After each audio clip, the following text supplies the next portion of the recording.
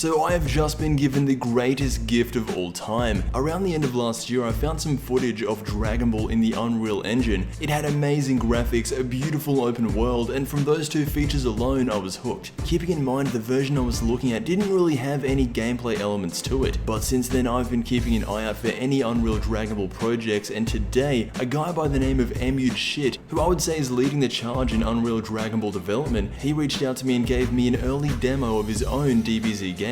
As you can see here, we have 4 guys to choose from: Vegeta, Goku Super Saiyan 4, God Goku, Broly. However, since this is a demo, the only guy I can choose is SS4 Goku. But I mean, just look at this, made by a single man.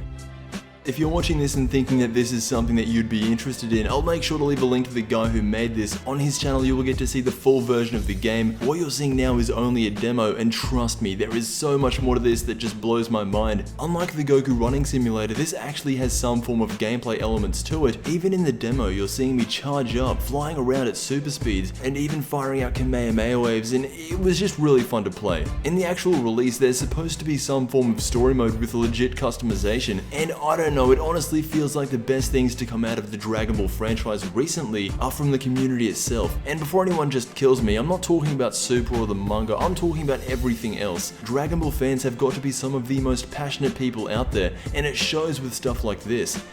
Here's where you can tell this is fan made. We even have a Super Saiyan 5.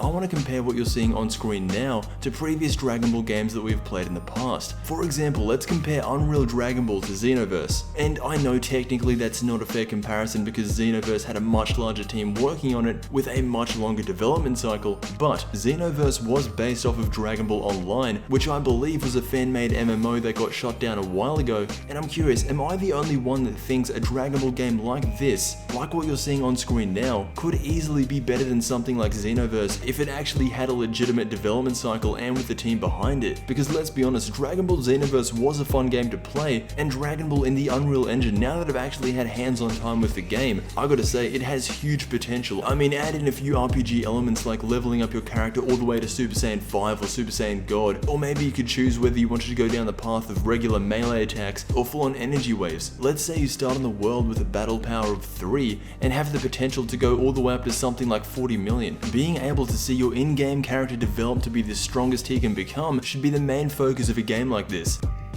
For me, there is 3 golden rules that would make the perfect DBZ game. Number 1 is a massive character roster similar to that of Budokai Tenkaichi 3. Imagine playing as Cell, Frieza, or even a Great Ape in the Unreal Engine. Here's how it should work. You start with a single character, let's just say Goku, but as you progress through the game, more and more characters, locations, and abilities will be available to you. Number 2 is pretty much what I was talking about earlier with the character leveling system, but number 3 is what you're seeing on screen now. An open world. Similar to how Budokai 3 and Tenkaichi 2 used their hub, it was pretty much a map of the Earth where you could fly around to get where you needed to be, but with Unreal Dragon Ball it has been taken to the next level. Again, the version I got my hands on only had one map, but if you go to this guy's channel you will see maps like Planet Namek, Roshi's Place, and I'm guessing that there's going to be more to come. And then there's always multiplayer. Would this type of gameplay even work in multiplayer? I mean, if one guy could make the base game, imagine what he could do with an entire team behind him. Honestly, the foundation has already been set. The only thing stopping this from completely taking off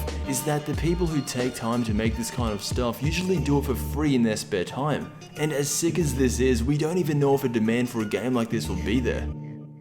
Anyway, I am interested to see where this project goes. Let me know if you would even be interested in something like this if it were to be fully developed. It would obviously have to be different from all the other Dragon Ball games that we've gotten in the past, but I honestly do think that would be for the best. I want to thank you all for watching, and as always, I will see you in the next Dragon Ball Z video.